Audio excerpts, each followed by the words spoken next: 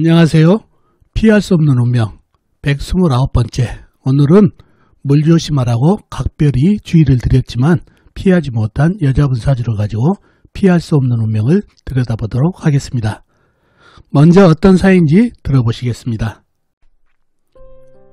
2018년에 있었던 상담입니다. 어느 날 중년 여자분께서 전화로 상담 예약을 하시고 정해진 시간에 상담을 오셨습니다. 연세가 있으신 어머니와 같이 오셨네요. 상담 오신 주제를 여쭤보니 늦었지만 결혼할 상대가 있어 궁합을 보러 오셨다고 합니다. 저는 궁합을 자세히 말씀드리고 상담을 마치려다 사주에 너무 눈에 띄는 것이 있어 한 말씀 드립니다.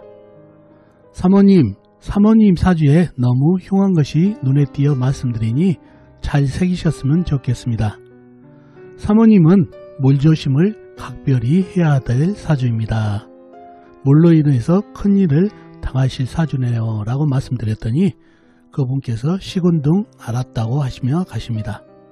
그렇게 잊어버리고 있었는데 2019년 어느 날 연세가 있으신 여자분께서 찾아오십니다. 선생님, 저를 알아보시는지요? 작년에 딸 결혼 문제로 딸과 같이 상담했던 사람입니다 라고 하십니다.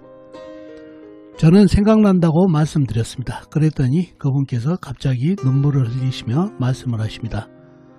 선생님이 제 딸 보고 물을 각별히 조심하라고 당부했는데 결국 올해 딸이 친구들과 강으로 휴가 갔다가 깊은 물에 빠져 돌아오지 못할 것으로 같습니다. 제 딸이 정말 물 때문에 큰일을 당하는 운명인가요? 라고 하십니다.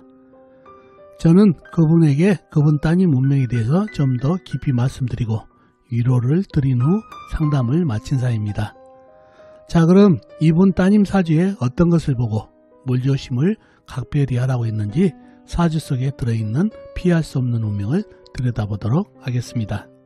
자, 이 사주가 오늘 여러분과 같이 풀어볼 피할 수 없는 운명을 들여다볼 사주가 되겠습니다. 임자년 신의 월 신의 일 임진시에 태어나신 여자분이십니다. 자, 이분이 2018년도에 상담을 오셨고 어머니하고 같이 왔는데 상담을 마친 뒤에 이 사주를 보고 제가 각별히 물을 조심해야 된다는 말씀을 드렸다는 얘기죠. 자, 사주 속에 어떤 것을 보고 그런 말을 했을까요? 사주 형국을 파악해 봐야 알겠죠? 사주 형국을 파악하기 위해서 오행의 분포부터 알아보겠습니다. 먼저 일간인 내편부터 알아볼까요? 일간의 내편의 오행이 세력이 강하면 사주가 강해지고 반대로 상대편 일간의 힘을 빼가는 오행이 세력이 강하면 사주가 약해진다는 얘기죠.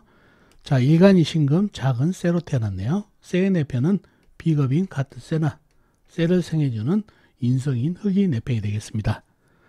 자, 먼저 비겁인 쇠부터 찾아볼까요? 쇠는 월간에 신금 작은 쇠가 있습니다.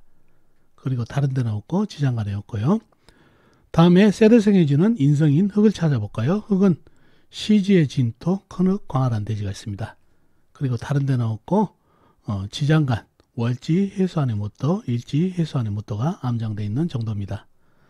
자, 그러면 내편 세력은 신금 작은 쇠와 진토, 큰흙, 광활한 대지밖에 없어가지고 사주가 약해질 가능성이 있는 사주팔자가 되겠습니다.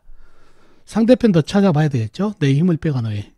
식상 일간이 생하면서 힘이 받고, 재성 일간이 극하면서 힘이 받고, 관성 일간이 나를 극하니까 일간이 힘이 약해지는 이 세 가지가 상대편 오행이 되겠습니다. 식상은 뭔가요? 쇠가 생해주는 오행이니까 물이 되겠고, 재성은 나무, 관성은 불이 되겠습니다. 먼저 식상인 물부터 찾아볼까요? 물은 연간의 임수, 큰 물, 호수같이 큰 물, 그 다음에 연지의 자수, 작은 물, 그 다음에 월지, 일지의 해수, 큰 물, 호수같이 큰 물, 그 다음에 시간의 임수, 역시 큰 물, 호수같이 큰 물이 있습니다. 그리고 다른 데는 없고 진토 지장간에 개수가 암장되어 있네요. 다음에 재성인 나무를 찾아볼까요? 나무는 사주팔자에 나와 있는 건 없고 지장간에만 있습니다. 월지 해수안의 간목, 일지 해수안의 간목, 그 다음에 시지 진토 지장간에 을목이 암장되어 있습니다. 다음에 관성인 불을 찾아볼까요? 불은 사주팔자에 나와 있는 건 없고 지장간에도 없습니다. 무관성인 사주팔자가 되겠네요. 그러면 나와 있는 상대편의 식상인 물기운이 상당하죠. 임수, 해수, 해수, 임수. 큰물, 호수같이 큰 물, 차수, 작은 물까지. 내 편이라고는 신금과 진토뿐이다 보니까 사주가 많이 약해졌네요. 자, 특히 이 진토를 보자고요. 진토는 흙이죠. 이게 흙인가요? 진토는 원래 물을 품은 흙이죠. 절벅절벅한 흙이다는 얘기죠. 근데 임수, 큰물, 그 다음에 이러한 임수, 자수, 해수, 해수 이 물기운에 이 진토가 견딜 수가 있을까요?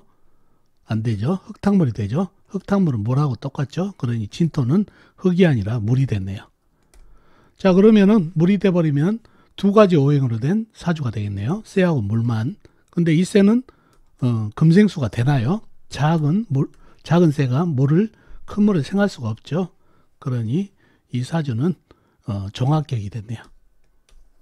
거의 물에 펑 빠졌다고 봐야죠. 물기운으로 종을하는 그런 사주팔자가 되겠습니다. 물론 가 이행격으로 하고 큰 쇠가 돌아가지고 균형을 맞춰주면 이행격도 가능한 사주팔자가 되겠지만은 일단 종합격, 식상을 따라가는 종합격 사주로 보시면 되겠습니다. 그래서 운기를 큰 쇠라든가 그 다음에 물기운으로 받으면 좋은 그런 희신이 되겠습니다. 자, 그런 사주팔자가 됐네요. 정격 사주가 됐다는 얘기죠. 그래서 이분이 이제 2018년에 결혼 문제로 왔다는 얘기죠. 상당히 연세가 있으신데 사주에 무관 사주다 보니까 결혼을 못하고 있던 사주팔자인데 그 인연을 만나서 결혼을 상담하러 왔던 그런 사주였습니다. 근데 이 사주를 보고 제가 물조심을 하라고 했던 사주가 되겠습니다. 무엇 보고 그랬을까요? 사주가 온통 물기운이죠. 물기운에 내가 감당을 못하고 퐁당 빠진 꼴이 된다는 얘기죠. 일간이 금생수가 안 되기 때문에 이 강한 물기운에 퐁당 빠지는 꼴이 된다는 얘기죠.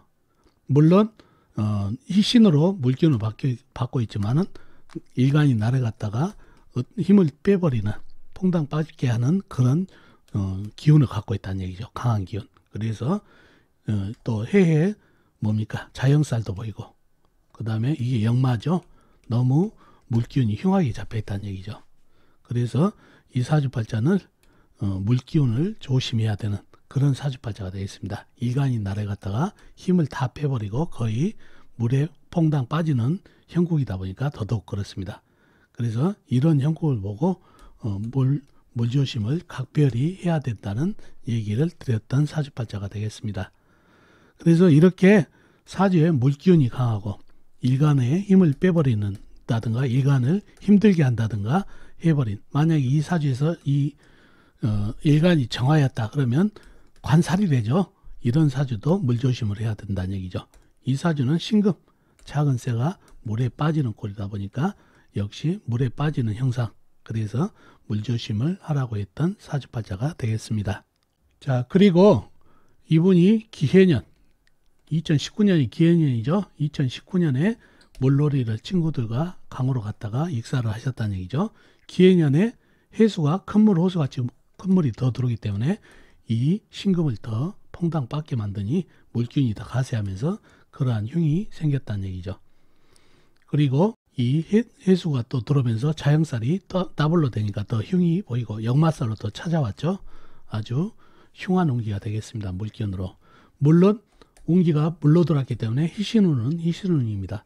이런 운기 때는 사회적인 일은 잘 풀리지만은 이렇게 건강이 됐던 수명이 됐던 주의를 해야 되는 그런 사주가 되겠습니다. 이렇게 종격 사주들은 희신이라 해서 무조건 다 좋다고 생각하시면 안 되고 건강과 그 다음에 수명 그 다음에 사회적인 운을 별도로 봐야 된다는 것도 꼭 기억해 두시면 좋겠습니다.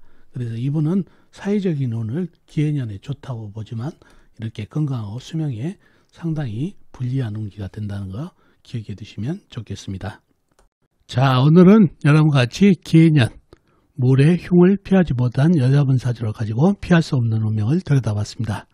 자, 어떻습니까? 오늘 사주풀이 도움이 되셨나요? 도움이 되셨으면 좋겠습니다. 다음 시간에 뵙도록 하겠습니다. 안녕히 계세요.